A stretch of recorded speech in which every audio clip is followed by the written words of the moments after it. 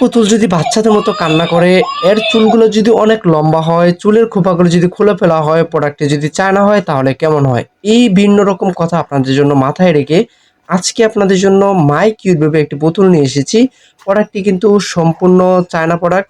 চলুন কথা না বাড়িয়ে প্রোডাক্টটি আনবক্সিং করি। আনবক্সিং করে দেখি এটার সাথে কি, কি থাকছে। আমাদের কিন্তু আনবক্সিং করা হয়ে গেল। আনবক্সিং করার পরে এই বক্সটা দেখতে পাচ্ছেন কতটা চমৎকার। পুতুলটা আরো বেশি চমৎকার। পুতুলের চুলগুলো কিন্তু অনেক লম্বা। ড্রেসের কালেকশনটা দেখেন, ড্রেসটা কিন্তু অস্থির কালার। এর খোঁপাটা কিন্তু আপনি খুলে ফেলতে পারবেন, আবার নতুন করে বাঁধতে পারবেন। কালার কম্বিনেশন তো অবশ্যই থাকছে। এর পিছনের সাইডে এটা কিন্তু হচ্ছে মিউজিক হবে এবং হচ্ছে বাচ্চাদের সেই সাউন্ডটা, সেই সাউন্ডটা কিন্তু হচ্ছে পিছনে দেওয়া আছে। এই যে একটা ছোট্ট একটা বক্সের মতো দেখতে পাচ্ছেন, এটাই কিন্তু আসলে হচ্ছে সাউন্ড হবে। আপনি যখন এখানে প্রেস করবেন তখন কিন্তু সাউন্ড হবে। আমরা এটা ব্যাটারির যে প্রোটেকশনটা আছে সেই প্রোটেকশনটা খুলে আবার সেটাকে আগের মতো রেখে খুব সুন্দর করে সেট করে দেব। এখন দেখুন আমি যখন এটাকে পিছন দিয়ে চাপ দেই তখন খুব সুন্দর করে বাচ্চাদের মতো কান্না করে মিউজিক হয়।